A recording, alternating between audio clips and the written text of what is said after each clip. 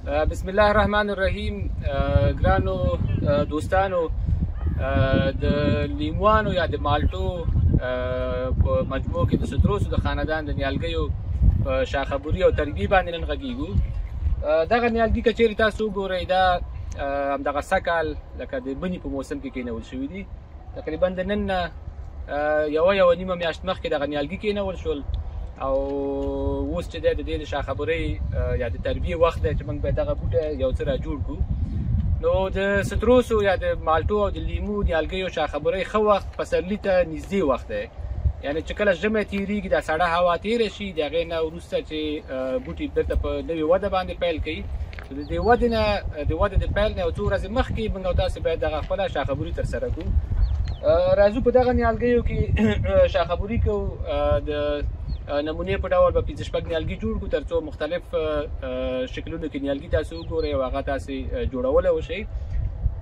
عمده خبره دا ده په دې نیالګیو په تربیه کې چې کله دغه نیالګي کېنول کېږي، دوی د نرسري نه یا د قوریې نه چې راوړل کېږي، دوی په مختلفو ځایونو کې څانګې ویستلي، خو اکثره دغه څانګې چې دي زموږ او ستاسې د خوښې مطابق نه وي. یو نیالګی به ګورئ چې یو طرف ته 2-3 څانګې لري، بل طرف ته هېڅ څانګه نه لري. ځینې نیالګي داسې دي چې بالکل لاندې ساحه کې څانګه نه لري، پاس ځایونو کې څانګې جوړې کړي. نو موږ غواړو چې په آینده کې زموږ باغ په داسې شکل باندې ونې ولري چې د ټولو ونو قد و قواره او شکل یو شي. نو د هغې دپاره ضرور دا ده چې موږ او تاسې دغه بوټي چې کومې جانبي څانګې لري دا ټولې ترېنه ختمې کړو، د منځه یې ویسو تر څو دا نیالګی په اول پسرلي کې د سره نوې څانګې تولید کړي. که دې نیالګي ته وګورو، دې سمت ته څانګې نه لري، خو دې طرف ته 2-3 څانګې لري، هخوا ته هم څانګه لري. خو موږ غواړو چې دا په راتلونکي کلونو کې د دې بوټي ټولې څانګې د بوټي نه ګرد چاپېره چې دی په مساوي اندازه باندې خپرې شوې څانګې. نو اوس موږ د دغه بوټي کومې جانبي څانګې چې دي دا هم ترې لرې کوو او دغه بوټی چې دی په 80 یا 80 سانتي متر اندازه کې دا هم قطع کوو تر څو دا بوټی موږ ته په راتلونکي کال کې په مناسبو زاویو او مناسب اندازې باندې جانبي څانګې راکړي. نو دغه بوټی زه اصلاح کوم. په بوټي کې چې څومره مایده څانګې، نو دغه ټولې څانګې باید ترېنه غوڅې شي. دلته وګورو، په دې کې موږ انتخاب کوو چې کومه څانګه نیغه تلي او ښه مستقیمه وده ولري، هماغه موږ انتخابوو، نورې څانګې ترېنه لرې کوو. نو دلته ګورو چې دغه څانګه هم ترېنه لرې کېدل غواړي. اوس نو دغه بوټی په 80 یا 80 سانتي اندازه کې قطع کېږي چې تر څو د دې نه لاندې دغه بوټی خپله کینوپي تشکیل کړي. دې بوټي ته که چېرې تاسو وګورئ، په راتلونکي فصل کې لکه دا روان پسرلي کې به د دې هرې پاڼې د دې کنجونو نه به د دې نه به جانبي څانګې تولید شي او بیا په هغه جانبي څانګو کې موږ په راتلونکي کال کې انتخاب کوو چې 4 یا 5 یا 3 څانګې پرې پرېږدو او نورې څانګې ترې لرې کوو. نو بوټی تاسو کوشش وکړئ چې نوی کېنول شوی بوټی په دې شکل باندې جوړ شي. راځو د بل بوټي کې دغه بوټی هم غواړو چې اصلاح یې کړو یا تربیه یې کړو. دلته که چېرې تاسو وګورئ، په دې ټیټه ساحه کې یو څه مایده څانګې د دې نه را زرغونې شوي دي. نو دغسې مایده څانګې که د دې نیالګي په هره برخه کې دا زموږ نه دي په کار، دا باید موږ ترېنه لرې کړو. که چېرې وګورئ دغه مایده څانګې په دې ساحه کې هم شته، دغه ټولې مایده څانګې ترېنه لرې کوو.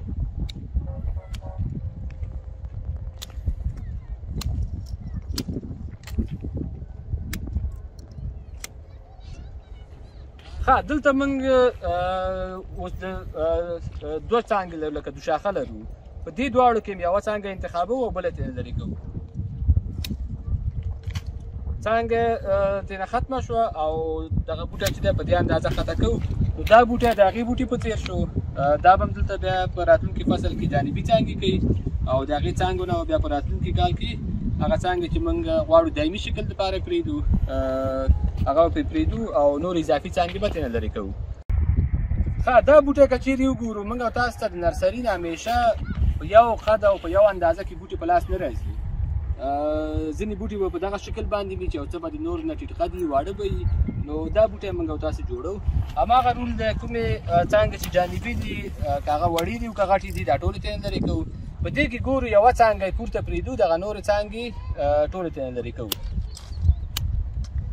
او همیشه کومه څانګه چې موږ او تاسې پرېږدو یا دغه بوټی عمومي کومه څانګه چې ده، د دې سر به حتمني قطع کوئ چې د دې هغه اپیکل ډومیننسي چې ده هغه باید ختمه شي تر څو دغه لاندې کله چې موږ دغه ساحه قطع کړو دغه لاندې زخې چې دي دا ودې دپاره تشویقېږي، نو دا بوټی به هم په دې ځای کې راتلونکي فصل کې نورې څانګې کوي.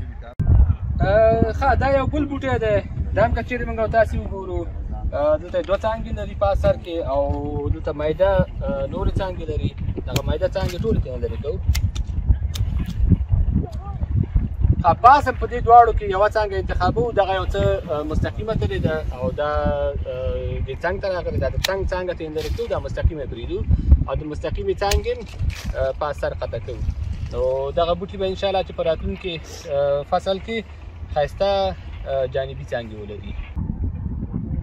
یو نیم بوټي تنه داسې وي چې هغه یو څه تنکه وي، نازکه وي او دغه بوټی چې دی لکه څملي په باغ کې. نو د هغې دپاره موږ او تاسو کولی شو چې سټیکینګ وکړو، لکه یو لکړه ورته ښخه کړو، دا بوټی بېرته پرې رانېغ کړو.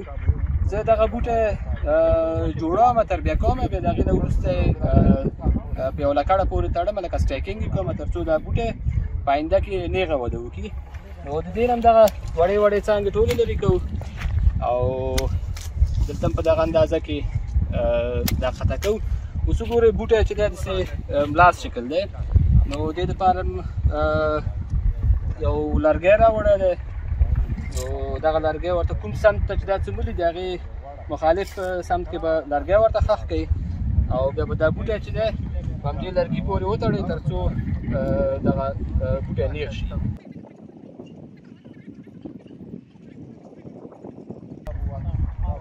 دا یو بل بوټی دی. دلته که چېرې تاسو وګورئ یو رول دا ده د دې بوټو په تربیه کې چې د یوې نقطې نه که چېرې ډېرې څانګې رازرغونې شوي، لکه دلته که تاسو وګورئ د یوې نقطې نه 4 څانګې دي، نو په دې کې باید یوه پاتې شي او دغه نورې ټولې د منځه یوړل شي. نو لازمه دغه څانګې ترېنه لرې کوم او دا کومه چې نیغه ده همغه پرېږدو او لاندې چې کومې څانګې دي دا هم د منځه وړو. او دا بوټی د دې نورو بوټو په څېر باندې که دلته پاس تاسو وګورئ، دلته د همدې یوې نقطې نه 6 څانګې رازرغونې شوي دي. نو د بوټي پاس په سر برخه کې که چېرې دا رقم څانګې وي نو دغه ځای به ټول قطع کوئ او که چېرې په لاندو ساحو کې دا رقم څانګې وي نو په هغې کې به یوه پرېږدئ او هغه نوره به یې د منځه وړئ. نو په څوکه کې دا رقم پاڼې یا دا رقم څانګې مه پرېږدئ، دا باید په دې ساحه کې غوڅه شي تر څو دغه بوټی په دغه لاندې ساحه کې په کافي اندازه جانبي څانګې وکړي. دغه بوټي ته که چېرې موږ او تاسې وګورو په ښایسته زاویه کې 2 څانګې لري. نو موږ کولی شو چې په دې بوټي کې دا دواړه څانګې هم پرېږدو. راځو لاندې که کومې څانګې لري او هغه زموږ خوښې نه یو نری څانګې هغه ترې لرې کوو. په دې څانګو کې کومې میده څانګې په دغه شکل څانګې پکې نه پرېږدو، خو په دغه بوټي کې نور دغه کومې میده څانګې چې دي دا هم ترې لرې کوو. اوس د دې دواړو څانګو سرونه قطع کوو او نور بوټی پرېږدو. لکه په دغه شکل باندې هم تاسو کولی شئ یو نیم بوټی جوړ کړئ. که چېرې د هغې څانګې د دې لاندې ځینه په ښه زاویه کې نو کولی شئ چې په دې شکل یې جوړ کړئ. او بل همدا بوټی کولی شو چې په دې 2 څانګو کې یوه یې انتخاب کړو او یوه یې ترېنه د منځه ویسو. خو ښه طریقه دا ده چې کله موږ او تاسو د مالټو یا د لیموانو نوي کېنول شوي بوټي جوړو، کوشش وکړئ چې په یوه تنه باندې جوړ شي. یعنې دا اپشن هم شته چې موږ او تاسو بوټی په دې شکل پرېږدو، خو ښه دا ده چې دا بوټی په دغه طریقه باندې شاخبوري شي چې سنګل سټیم وي، په یوه تنه باندې. یوه بله ډېره مهمه مسله ده چې ځینې باغداران چې کله بوټي وکري نو د دوی بوټي که چېرې دغسې سالمه وده ولري او ښه ښایسته نمو یې کړي دي بوټي، نو دوی د بوټي سره هېڅ غرض نه کوي، لکه دا بوټی نه تربیه کوي. حال دا چې دا درسته طریقه نه ده.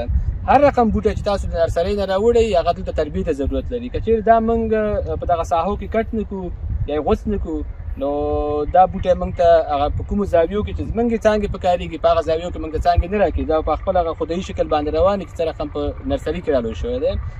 نو حتی که ستاسو بوټي په دې شکل باندې وي تاسو ضرورت لرئ چې دا شاخبوري کوي. دې بوټي ته راځو، دا بوټی موږ جوړو، لاندې څانګې ترېنه ټولې لرې کوو، کومې وړې یا میده څانګې چې دي دا هم باید ترېنه لرې کړو.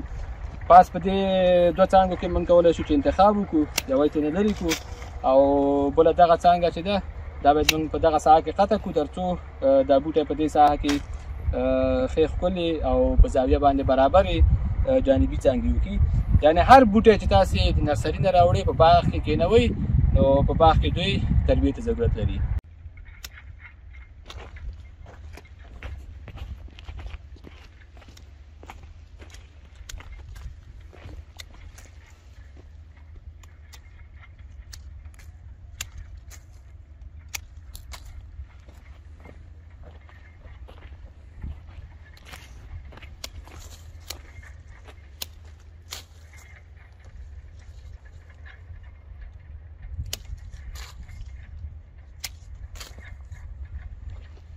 خو تاسو کوشش وکړئ چې زموږ دغه نورې ویډیوګانې وګورئ او همدارنګه موږ په یوټیوب چینل کې کوشش کوو چې نورې ویډیوګانې هم جوړ کړي، مثلا د سرې ورکولو په اړه باندې، د IPM یا د امراضو دفعاتو د کنټرول په اړه، د شاخبري او نور مسایل.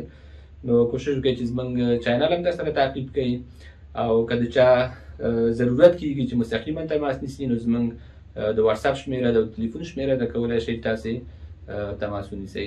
مننه.